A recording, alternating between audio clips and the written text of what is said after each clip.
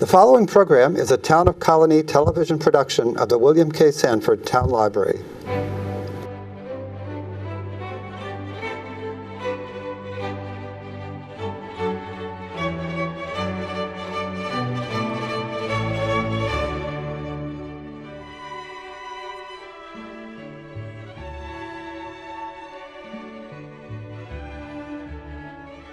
Kind of thing, but as I'll talk about during a keynote address on Memorial Day and at the Post and Kill Parade, there's many, many heroes like you people in here. Maybe if you aren't in the armed forces or haven't served, but still, to me, you're heroes because you supported those people while they were away. While they were away, sacrificing a few years of their life, just being away, and sometimes people who are in the armed forces in combat. What I mean is, specifically, you have a neighbor who's in the armed forces and maybe they have kids or a husband or a wife, and you maybe keep an eye out for them, or talk to the kids once in a while, or maybe you organize certain humanitarian, I can't pronounce the word, philanthropic events to raise money for veterans. So I believe that everybody is part of the armed forces fabric, and there's so many unsung heroes. And as I mentioned this, tomorrow I'm doing a presentation for a guy named Frank DeSorbo. He never served in the armed forces, but he has organized a Patriot flight every year. And my mother and I were on that flight, the flight that takes veterans down to Washington, D.C. So many heroes. Soldiers' Heart is an organization that takes people back to Vietnam. But specifically regarding my book, today I'm going to go over just a few of the columns. And again, you're going to see the complexity of the armed forces experience. And crazy as it sounds, you know, people talk about tragedies and sacrifice and all that. There's a lot of very funny things and screwy things that happen when you're in the armed forces. Just very briefly, I have a whole bunch of things written down about that I'm not going to subject you to today. But I remember being in the barracks in Little Creek, Virginia, and there was going to be a storm, a serious storm, a hurricane, and they asked us to leave the barracks and go outside and chain down 2.5-ton trucks. And my buddy says to me, if they're chaining these trucks down, what do they think is going to happen to our flimsy little barracks? So that's just one of many things. Just very briefly again, when I was in Cuba, it was very hot, 1972. We're in tents, dirt floors, and we're playing volleyball to get rid of some of our stress. And one of the guys on my team sucker punched me. Who knows what a sucker punch is? Go ahead, tell us. You took a blow and you weren't expecting it. Weren't expected it, got punched in the head, and we had a little fight, and they broke it up. And afterwards, I started cursing and yelling at my buddy. I said, what are you, crazy? What'd you do that for? And he said to me, you weren't playing up to your ability. So again, there's so many odd, bizarre things that happen. But anyway, let me show you a few of these images, and I have 30 different chapters or columns. A few of these match up with the columns, and I'll elaborate.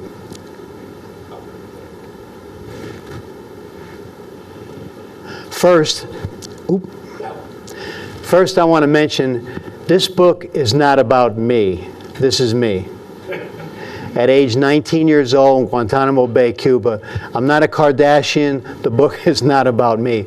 But it has some of my perspectives. I'd like to welcome Kate Dahlstedt from Soldier's Heart, one of the co-founders.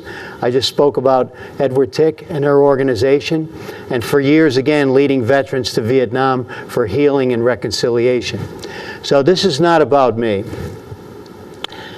It is, in some ways, about my mother, Josephine, whose picture was selected out of hundreds of pictures by the publisher to be on the front cover of the book. Could you tell us why you went into the armed forces? You were an Army, WAC, and you're in an MP. Could you tell us your motivation for going into the armed forces? The motivation, of course, was we got the telegram in 1943. My brother was shot down, the first one in our area, two we gone. No bodies, no recovery. This is the telegram. It said, this is your brother. this is your son, and he's gone, 1942 or 43. That was it. That was my motivation. It was just a shock, and I went up immediately to put my name in for to go into the military. And they said, you're not 18 yet. You're not 18. And I fought it until they say, well, all right, you're almost 18. The only thing I didn't, And Mom, I know people. That's what happened. That's when I went right in, and as you saw the picture of there. Yeah. Excuse me. Mom, I know people are uncomfortable telling your age. How old are you going to be next Wednesday? How old will I be? Yeah. Okay, I was 18 then. Who's going to say What year was it? What year was it? 43? 43, that's 75 years ago, right? What did he say? 75 plus 18 is 93? How am I doing? It should be 92. Oh, 92, 93. 92. 2, please. Don't push it, John. 92. Okay. Thank you very much. Corporal, have a seat. Now, during this presentation, feel free to ask any questions at all. Yeah, I was an E5, she was an E4. That's her brother on the left, the picture she was holding. I'll show his picture again. This is my father. He's an Army vet. We're like those cop families or firefighter families, the brother, the sister. So my father was in the Army, my mother was in the Army, and I was in the Navy. And you're still speaking to each other? Say again? And you're still speaking to each other? Yeah, we still speak to each other. This was my Uncle Sonny, and the first story in my book is about him. Basically, the name of the story is I Look Forward to Meeting Him. To whom it may concern, Severio John Ray, on June 9, 1943, died as a result of a crash when his plane was shot down near Espiritu Santo, New Hebrides. He entered into the Marine Corps on March 11, 1942. A telegram with this information arrived at his family's house while his mother was at a funeral. He was 19 years old. So this was my mother's brother. And I wrote this column because I never met him, obviously. He died before I was born, but I know him. I know him through the stories from my mother and her sister, and I know him from his World War II letters that I have in my home that I read periodically. This is a picture I took from the second column. It says, the Patriot Flight, Trip of Honor for the Greatest Generation. Who's familiar with the Patriot Flight and what it's all about? Somebody? Could you tell us a little bit about that, young man? I believe they take down to Arlington, correct? That's correct. From all over the country. Yes. And Ryan has a short story in my book also, Ryan Smithson, and he's presenting here in a few, I think the 22nd. Yes. I thought you meant in a few minutes here. No, but thank you very much for coming. So Frank DeSorbo is one of the organizers of this trip, and it started out at about 5 o'clock in the morning. I write about that at Sam's Club parking lot, and I said to my mother, what are we doing here? And then there was a large group of World War II veterans and family members, and then the Patriot Guard and the motorcycles and the whole deal. And then we were transported to the Albany airport, and there was a lot more festivities there. And when we flew to Washington, D.C., it was fascinating. A big fire truck came out and sprayed our plane, our jet plane, I guess in some way to acknowledge that we were special. And when we arrived in Washington, there was over 300 people there that greeted us, mostly in uniform. So it's quite an experience. And somebody I interviewed said, it was a stellar experience escorting my father, Bill, a World War II Army Ranger of the 6th Ranger Battalion in the Philippines, and his high school best friend, Mike, a World War II Navy mechanic on the flight.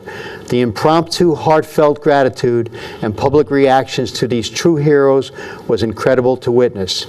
I was so privileged to experience their reactions, surprise, and happiness in participating in the flight to the World War II monument. And not only World War II, as you know, the Korean War monument, the Vietnam monument, etc. This is Dominic Farina, World War II veteran. local guy. I'm from Troy. I know his family for 50 years. And his daughter, Anne Marie, asked me if I would interview him. And they wanted a record of him interviewed, a videotape. So I went to their apartment, a senior apartment, and they had all the equipment set up like this, not as sophisticated as this, but they had it all set up. And I interviewed him, and he was Army Corporal Dominic Farina of the 576th Ordnance Ammunition Company stationed in Ardennes, Germany. And we talked a little bit about how he got into the war and his service. And again, once in a while there's something humorous that happens in the service. Dom laughed heartily when he talked about a Southerner who called him, "You little guinea." This word guinea is not New Guinea in geography. It's a slang word used to describe Italians. And sometimes the armed forces is irreverent. It's certainly not politically correct. And when I was in, there was no women. And again, a lot of people said stuff about women that wasn't too politically correct also. But he really laughed a lot. Dom is 5'5". And so that's a slang word used. Through most of the interview, he laughed and his eyes danced as he recounted his experiences, but there were interruptions in his mood when he again mentioned the traumatic experiences of war. Wounded paratroopers, hundreds of dead Jewish civilians, and bombs exploding. So I interviewed him. We got a nice tape of it. A few days later, at about 9:30 a.m., I got a call from my cousin Vincenza. She said that Anne-Marie had asked her to call me and report that Dominic had died. So a few short days later, he died. He wasn't ill. He was in his 80s, but he was just in the back seat of the car, and he died. I wrote in my column, now that he's in the afterlife, I recall his laugh, and I thought I heard him say, "Lucky we did this in time." This is one of 4 columns about the annual trips to Vietnam sponsored by Soldier's Heart for Kate Dahlstedt and Ed Ticker, the co-directors. They've been doing this for years. It's a tremendous sacrifice, and they also do what I call local, but sometimes not too local, retreats. Memorial Day weekend at Rowe, Massachusetts, and they've done them on the West Coast and all over the country.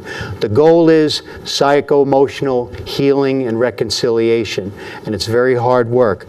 But this is one of 4 columns about the trip that they organized and a trip that I took.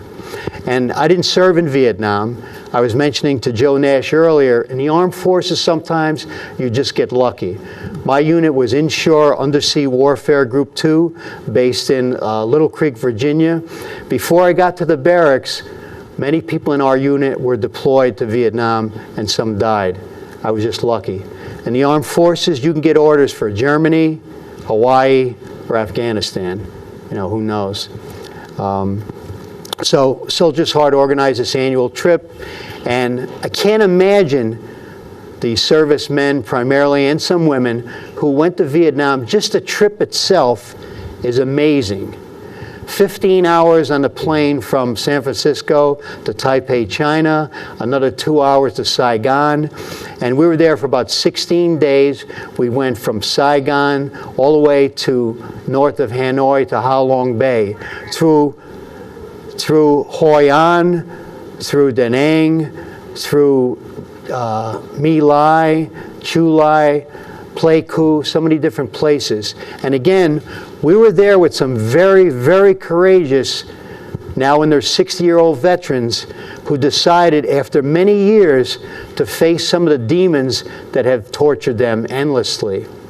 And Dr. Tick especially uses the term soul wound. So we're there to face some of those demons, go to the places where horrible things had happened, to free up their heart. And many people know, and it's in Ed's book, to free up the heart, oftentimes you have to face some very, very difficult pain. So again, this is downtown Troy near the Vietnam Memorial. I'm of the age where I've had friends who died in Vietnam. His name was Mouse. That was his nickname, Michael O'Connor. We played basketball together. We played poker together. He left for Vietnam at age 19, and I saw him again, but I didn't see him. It was a 8x10 picture on his coffin, 6 months after he left. I had some other friends who came back from Vietnam who were severely emotionally wounded. His name was Bob. He abused a lot of drugs in Vietnam, abused them when he returned, was involved in the armed robbery of the Crooked Lake Hotel, if you know where that is, midwinter, spent a few years in jail, but recovered. After 25 years of chaos and confusion, he recovered. And I was so happy to see him at the McDonald's locally. I said, "Is that you?" I said, "I thought you'd either be dead or in prison." He goes, "No, I went for treatment, I've recovered." So he did really well. And then my third close childhood friend, Mike, he came back from Vietnam seemingly unharmed, but he had a child. The child died at 8 months old after many early weeks in a hospital in Boston.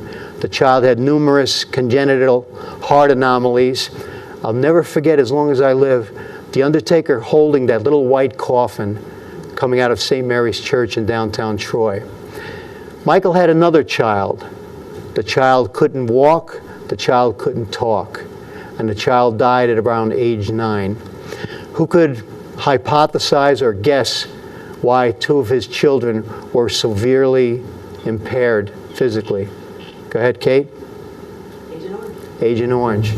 So this is a chemical that even now, as Kate would tell you, affects the young children there in Vietnam. And when we were there, we visited the hospitals and the orphanages and, gave them different toys and health types of things, etc.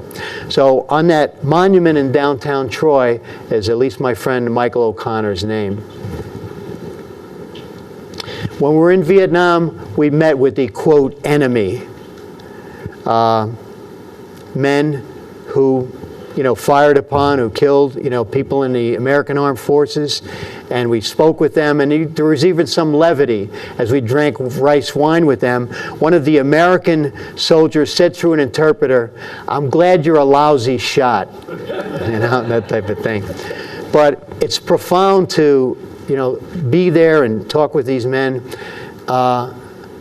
It's a confusing war for a lot of people, politically ambiguous. We lost 58,000 people. Kate, how many people died in Vietnam? How many Vietnamese citizens I'm died? not sure, but I think it's about 300,000. Over 2 million, 2 million. counting the civilian population. Civilian deaths. Over 2 million people. Vietnam currently is a magnificent country, I think, but I wasn't in country there for conflict. But the dollar was strong when I was there. The people are very forgiving and compassionate. How many nasty Buddhists have you met in your life? They're all Buddhists, so they're very, very friendly. And this was around 2008. This is the Welcome Home at the Albany Airport. The Welcome Home they never got. It's a completely new ball game. Ryan would tell you the attitude towards veterans now is extremely positive for the most part. But when I was in the service, I remember hitchhiking from Virginia in my uniform. It took me an hour and a half to get a ride.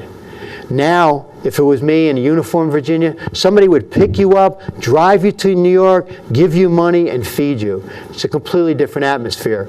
When I was in college, I did not let people know that I was a Vietnam-era veteran. It's a different ball game altogether. Now, I have this picture, and it's just a picture of a woman who I didn't know, but the story is about one of my students when I was teaching at Hudson Valley Community College. She talked about her experience in Iraq. In February of 2003, I was told that we were being deployed to Iraq. I cannot remember a day that I did not lock and load my weapons. We ended up losing 2 men while in Iraq. This is when the guilt really started, and I had intense anger and hate. I wanted revenge. We all did. It got to the point that people started volunteering for night missions where we'd try to draw out the Iraqis just to have the chance to kill them. It's not unusual in the armed forces. This woman mentioned her deliberate attempts to draw them out, but sometimes in the armed forces, you are bait. And correct me if I'm wrong. In Korengal Valley, being, there, stationed there, and it's not your home turf. You have all kinds of enemy around you. All of the missions we went on were very exciting. We never knew what would happen. This is an interesting phrase, very exciting. Some combat vets will mention the excitement of combat. Could you mention that briefly? Just comment on that. Yeah, I was an engineer, so I wasn't front lines. I wasn't kicking down doors or anything like that.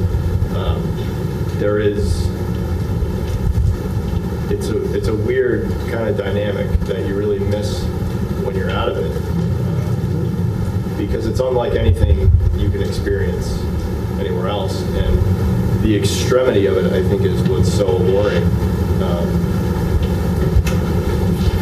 Yeah, you're in close proximity to danger, but you never feel more alive. It's a hard thing to wrap your head around. And that's why when vets come back, people talk about them being excitement junkies, and they're doing the bungee jumping and all that other stuff. But also sometimes some things that are dangerous. This woman had a very difficult time, and that's why I wrote about her.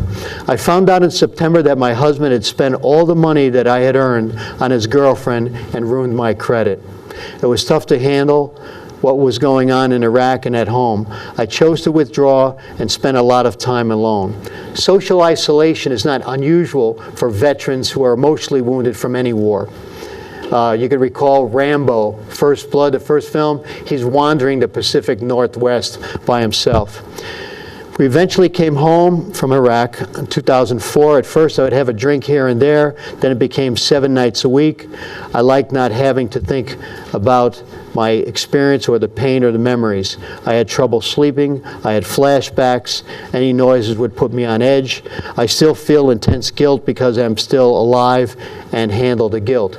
Survivor guilt is something that some veterans have to deal with. When we were in Vietnam, we had a man who was in a foxhole, and they were surrounded by the enemy. They called in, friendly fire, and a guy right next to him got a bullet in the neck. And the guy for the last 40 years is wondering, why him and not me? So survivor guilt. The complexity of war and the complexity of the armed forces experience. This is a letter from a young man who was in Iraq. I'm hoping that I will get to come home. I hate to say it, but I hope that the left-wing guys get what they want. I don't care about the big picture. We have lost this war. Sending more troops would do nothing to save it. The Iraqis don't want us here, and we will never stop the insurgents. Sending more troops would only add to the death toll. I hope we pull out. This is a lost cause. So this is a lot different than some type of, let's go get them, and it's for the country, and the president said it and all that. This is someone worn out, tired, and exhausted. The reason October was the 4th bloodiest month is because all of the deaths from IEDs, rockets, and small arms fire. Our boys who were fought like hell to save civilians got slaughtered. We did our best and gave every effort we had, but they still died like sheep. I am tired. I worked myself to the ground for 6 months with no break, and now it's time for me to come home. I don't care if the Dems or the reps, Democrats or Republicans, are in power. I just want to be back home. I sound very desperate because I am. I'm at the end of my rope. And in the service, sometimes it's unpredictable when you're going to go home. I remember having my own little short timers calendar, marking off the days till I was going home. And I was lucky I got to go home, but it doesn't always happen that way. I received the letter. I spoke to this vet's mom after I received his letter. So I got this letter from this guy who was one of my former students. I continue to pray that he makes good decisions along the way. Deployment is a family experience. It takes patience, encouragement, and many nights of worry, and sometimes it takes its toll on the ones who love them. Earlier in this presentation, I mentioned you many of you, most of you, probably all of you, are heroes of some sort, supporting those in the armed forces, whether it's watching out for their kids in the neighborhood, organizing fundraisers, praying, whatever you do, we're all part of the fabric of the armed forces experience. Kevin Murphy was nice enough to let me use his picture for this column. The column is called The Sentencing of a Marine. In the beginning of this column, a young Marine was sentenced in federal court to 3 years in prison. Kate, you and I believe were at that sentencing. Mostly the expert witness of people from Soldier's Heart, Dr. Tick, was ignored. Basically, his crime was he sold a weapon to one of his friends. Some vets, when they come back from combat especially, they like weapons a lot. They're enamored with weapons. Some of them are thinking in paranoid ways. I don't mean psychiatrically or schizophrenic like paranoid. Some are preparing for World War III. One of the vets I work with spent a lot of money on equipment in case there was a third World War. This young man, Mike, his wife said to him, "Why don't you get rid of some of those guns?" So he sold it to one of his buddies, and one of his buddies somehow told federal authorities. So in the beginning of this column, Mike went to prison for a few years. But he got out, and Soldier's Heart supported him, and he did really well, and now lives somewhere in Wyoming. I wasn't able to use his picture for this column. It was unavailable. So I talked to Kevin here, who was charged with a murder in Albany about 10 years ago. Originally was sentenced to 25 to life, I believe, and he got out in a few years, and it was all kinds of complicated, extenuating circumstances. But Kevin allowed me to use his picture, for this column. I thought that was very big. The first gentleman who sold a weapon, I helped him a lot, and Soldier's Heart helped him a lot. I got him an apartment in my aunt's house, and he was doing very well. One thing I'll never forget is that he made a very intense, close relationship with my young son, Jackson, who was 9 at the time. And one night, Michael was coming back to my aunt's house. It was dark, about 8 o'clock at night. He was driving back, and Jackson said to me, "There's Mike." And I said, "Okay, we'll follow him home, and we'll, surprise him." I wasn't thinking properly about my little surprise. And I'm going to use foul language just for a minute. No, maybe I won't say that. But anyway, I was trying to give you the exact phrase. Jackson jumps out of my car, runs to Mike's vehicle, and surprised Mike. And Mike leaped out of the car, 6'2", 220, and screamed at my little 9-year-old, "Are you effing crazy? I got PTSD." So nobody can predict or understand some of the complexities of war wounding, but Michael had a serious case of PTSD. I'm not going to talk about, go ahead. Can you say some other things about Michael? Sure. Michael, when he was in Afghanistan, he befriended a lot of the civilians. And, some they would invite him in for tea. He learned to speak Pashto, and so he could communicate with them and their children. What Michael did, Michael struggled with college. He couldn't concentrate well enough to do college and all of that. In Wyoming, he went out to Wyoming, bought some land, and he's now a goat farmer because he learned to be a goat farmer when he was in Afghanistan. Yeah. So he's making good use of what he learned and his military experience. So some skills are transferable. Yeah, some are. That's right. Yeah, most likely these days, if you just have, combat experience, maybe get a security job, and, a casino just opened. But my friend Angelo was in the Seabees, Navy. Seabees can do is their phrase. They build everything. Yeah. This is a picture I borrowed off the internet. For about 2 years, myself and Ryo Yoshida ran a war healing circle at the, I forget the long name, Unitarian downtown Albany. The war healing circle was modeled after the Native American talking circle. And I don't have it with me, but there's a ceremonial talking stick, and basically the only person holding the talking stick can speak. It's not counseling. There is no advice given, no counseling, but basically it's what Freud would call a cathartic experience. Say whatever you want, express whatever emotion you want. And for 2 years I learned it's not TV. If you're going to counsel a vet or listen to their story, some of the things that you hear might be profoundly disturbing at times.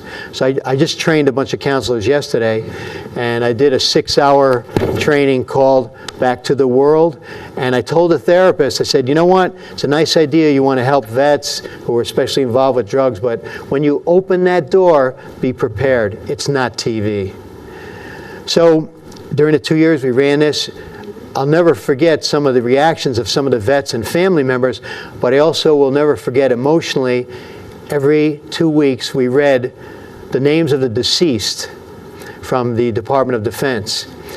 These are not people you see in the newspaper or on the internet. These are just names listed in the Department of Defense statistics. A 19-year-old from Lexington, Kentucky, a 46-year-old from San Diego. And as the weeks went by, I just got angrier and angrier hearing about these deaths. And I said to myself, wars are like factories producing death, like machines. And really nobody knows about these deaths that we're reading about. On and on and on, week after week. So the war healing circle. This is Reverend Chris Antall, an Army chaplain, an officer. And about a year before I wrote this column, basically as he wrote most of it, one of his buddies was killed in Afghanistan, another chaplain. So I said to him, would you consider writing about this? I think, it's really be good for the paper, the 2 papers I write for. It would be very interesting. And he said, no, I'm really not ready to do that. I checked with him a year later, and he wrote the column. And basically, especially a combatant, long ways away from home, lonely, a lot of times afraid maybe, feeling disoriented, not sure why you're there, feeling very discombobulated, if that's a word. Anyway, Chris wrote, when a soldier dies, the unit turns to their chaplain for comfort, hope, and guidance. The chaplain performs the memorial ceremony for the unit and provides grief counseling to individuals. In the horror of war, the chaplain is a reminder to many of the loving and compassionate God who is present even amidst terrible suffering. But what does it mean when the chaplain gets killed? Chris continues, yes, when the chaplain gets killed, many will suffer moral injury, defined by Jonathan Shea as a betrayal of what is right. And sometimes moral injury can be the most debilitating wound of war.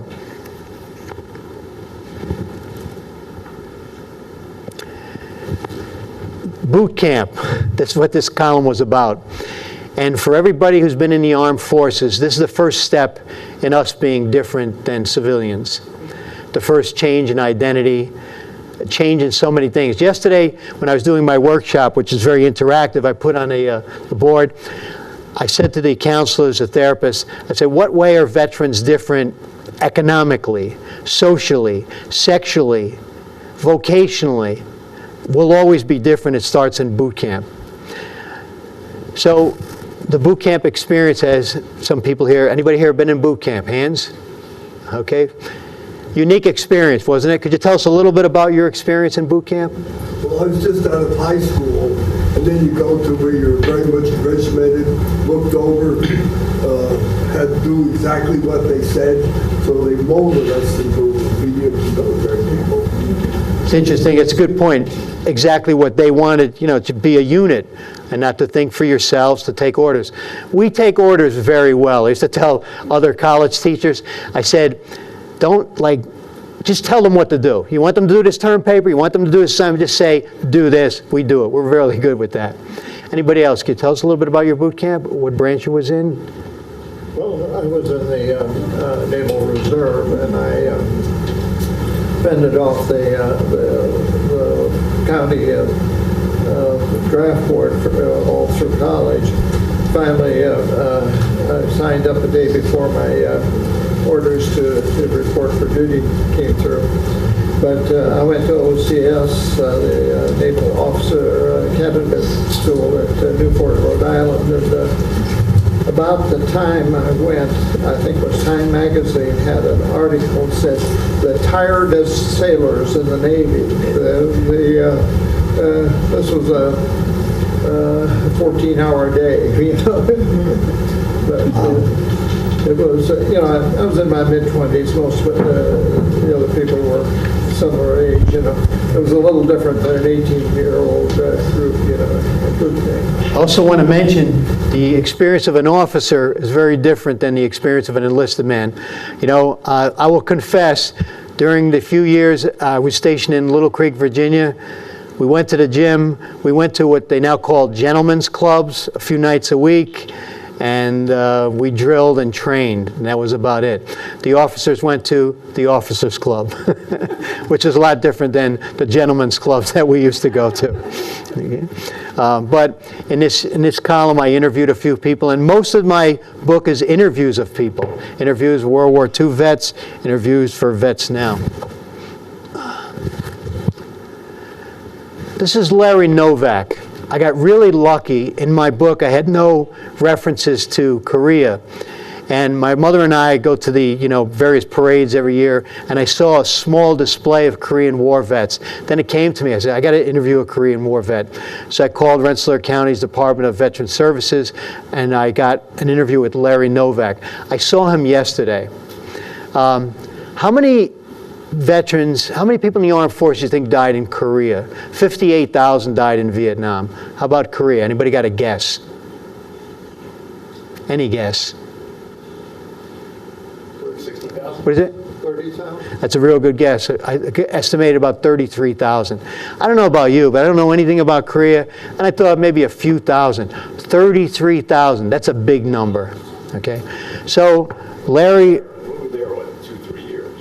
yeah, you know what? I don't even know how many years we're there, but yeah. In the 50s, 3 or 4 years, and it wasn't hiding behind bushes type of warfare. The Chinese were, they're just sending masses of men at you. So the number's not surprising to me at all. Well, you know what? I'm sorry to say it, but we still have troops right on that north-south line. I know. Yeah. And they are lobbing mortars back and forth all the time, even today.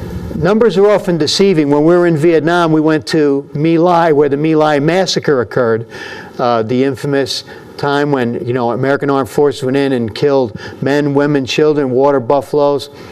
I thought maybe 100 people, 500. So, numbers are often very deceiving. So Larry told me his story, and I hope I underlined it. Yes. I have interviewed veterans of other wars before. Most often they have something unique to say while they tell me the comprehensive story of their service. Larry had a unique experience that surpassed most of the others. He was on the USS Sarsi when it struck a mine and sank off the coast of North Korea. It was August 1952. Larry and the other survivors spent the night clinging to life rafts, life preservers, and the ship's whaleboats. So that was his time in Korea. This is somewhat unusual. Can anybody guess what this column is about? Does anybody know what a dry post is? You know what a dry post is? No alcohol. So you have your VFW, DAV, all different posts where people consume a lot of alcohol. A dry post. So in this area, one of the vets I know, whose nickname is Bar, he opened up a dry post. And he was a criminal investigator, a drill instructor. He did a tour in Iraq. He says the unifying factor of all veterans organizations was once again alcohol. The posts where they held their meetings and events served inexpensive alcohol to members. The image of the VFW is trying to change is of the dark, smoke-filled bar with old veterans drinking. So the post without drinking. Let me see.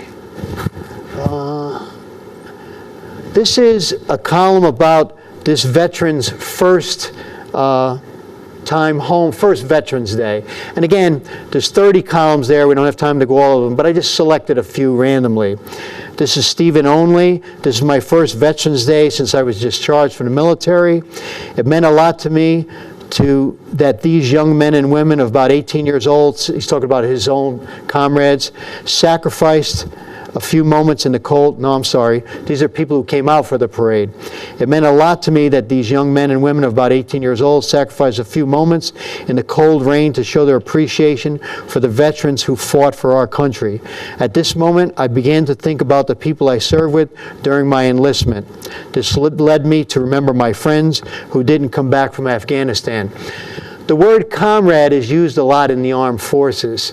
I think few people understand that is really, for the most part, platonic love. It's non-sexual platonic love.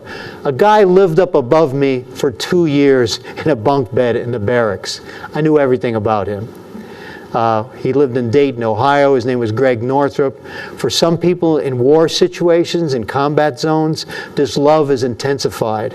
It is also extremely tragic and hurtful when one of your loved ones die. Once in a while, one of my students in college would see something on Facebook that one of their comrades had died. Someone they were in boot camp with, advanced infantry training with, and it was really, I can't even imagine how difficult that might be, a comrade. And finally, I picked this chapter, finally. It's about the moral wounds of war, things that a lot of people really don't think about, but might be the most detrimental, the most destructive to the emotional well-being of a lot of vets, moral wounds of war. Some examples. A young lieutenant calls in an airstrike on a small village in Vietnam where the enemy is suspected, a lot of enemy. As the village is blowing up and in flames, he watches as 2 or 3 toddlers on fire come out of that small village. It was his duty to call in the airstrike, but this is what he's left with. One of my students was a sniper, like you've seen in the movie, The American Sniper. 5 years ago, he said to me, I killed a kid. I said, what do you mean? He said, I saw in my scope a kid who didn't even have a hair on his face, but he appeared to be a threat to my comrades, and he killed a kid. Even though it was his duty, he kept saying to me, I killed a kid. Recently, we saw a one-woman play about a drone pilot, female drone pilot. She was supposed to blow up the enemy, a suspected Al-Qaeda terrorist leader. Just before she was supposed to blow him up as he got in his car, his young 9-year-old daughter rushed to the car to give him a kiss goodbye. The moral wounds of war. And there's so many of these things that are unspoken and not talked about and are buried in the hearts and minds of many veterans who are troubled. So that's the end of this presentation, and once in a while I mention my own non-combatant bout with PTSD over the last year. This is my son. 14 months ago, he was in a car crash in East Greenbush. He was underwater for 12 to 14 minutes. He was in a coma. His heart stopped a few times. I was out of town. I called the undertaker, and on the plane I was writing his eulogy.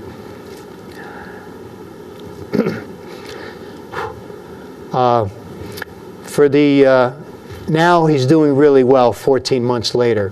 He's an obnoxious teenager. He's working, he's in school, he's driving again. But during this past year, as Dr. Tick told my son and I during a consultation, oftentimes it's worse for the caregivers and the parents than the actual person. And I've had it all. The nightmares, seeing me kiss his hand in the coffin, waking up in the middle of the night every night for months, touching his face to make sure it's the right temperature. And it's funny, I've seen a therapist, and at $150 an hour, I told the therapist, I'm getting up every night, checking his face. You know what the therapist said to me? Stop doing it. $150 an hour, stop doing it. So anyway, I've had it all. The flashbacks, the nightmares, the whole deal. But as time has gone on, and with the help of God and family support and a therapist, I'm doing real well now. But I make this point because not only does combat produce PTSD symptoms, natural disasters, sexual abuse, again, traumas in the family, that type of thing. So we can only imagine how difficult it is for, again, for some combat vets who experience this. Okay. Oop, excuse me. Next one. Oop, I'm trying to go backwards. Okay, There we go. Oop, back one more. No, I got it. you got it? Okay, you got it backwards one. I just want, yeah. Any questions or comments, and if you ever want to contact me, certainly I would, welcome that. But I just want to thank you, very much for sitting in for something like this, because you really don't know what the person's going to talk about. Are they going to tell their war story? What are they going to say? And I think during this talk, you can tell that I'm emotionally caught up in some of the issues, and at times I'm sure that you have felt various emotions. So thank you for taking the chance to come here and experience this.